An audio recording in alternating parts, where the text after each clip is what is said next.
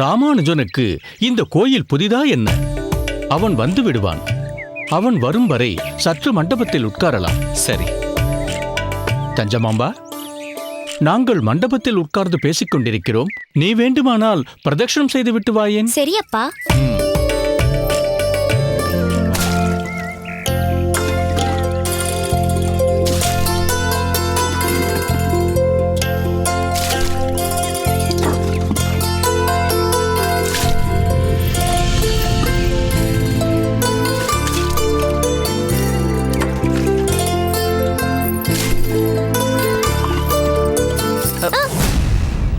அட, நீயா? என்ன, அன்று பரமபத விளையாட்டில் உன் தோழிகள் அனைவரையும் நீ வென்று விட்டாயா? வென்று விட்டேன். நீங்கள் எனக்கு தாயம் போட்டு கொடுக்கவில்லை என்றால் அன்று நான் தோற்று போயிருப்பேனோ என்னவோ. நான் தான் அன்றே சொன்னேனே, தாயம் போட்டு கொடுத்தது நான் அல்ல என்று. கண்ணால் பார்த்ததே எப்படி நான் நம்பாமல் இருக்க முடியும்?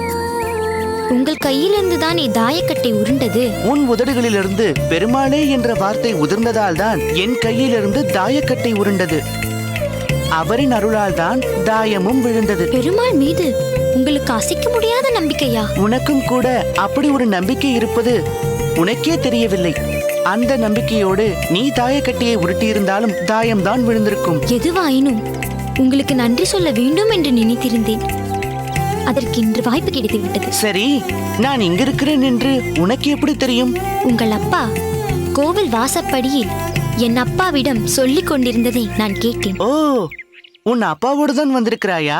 நீங்கள் உங்கள் அப்பாவுடன் வந்திருக்கிறது போல் நானும் என் அப்பாவுடன் தான் வந்திருக்கிறேன். ஆனால் நீங்கள் உங்கள் அப்பாவிடம் சொல்லாமல் இங்கு வந்து படிக்கட்டுகளை சுத்தம் செய்து கொண்டிருக்கிறீர்கள். ஆனால் நான் என் அப்பா அனுமதி தந்தனால்தான் பிரதட்சணம் செய்ய வந்தேன். நீ மிகவும் புத்திசாலிதான். ஏன், எப்படி சொல்கிறீர்கள்? நான் என் அப்பாவிடம் அனுமதி பெறாமல் வந்து விட்டது தவறு என்று வாழைப்பழத்தில் ஊசி ஏற்றுவது போல் சொல்கிறாயே, இது புத்திசாலித்தனம் தானே? அச்சோ, நான் உங்களை குற்றம் சொல்ல வேண்டும் என்று நினைத்து அப்படி சொல்லவில்லை.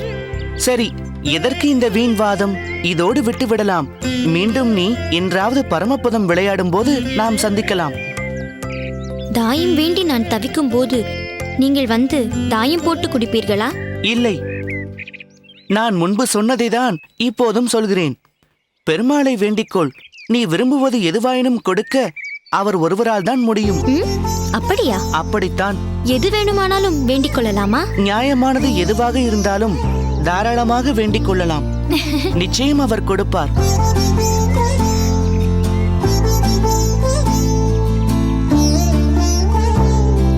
சரி, தண்ணீர் தீர்ந்து விட்டது. நான் சென்று குளத்திலிருந்து எடுத்து வருகிறேன். நீ போ, உன் அப்பா தேடிக் கொண்டிருப்பார்.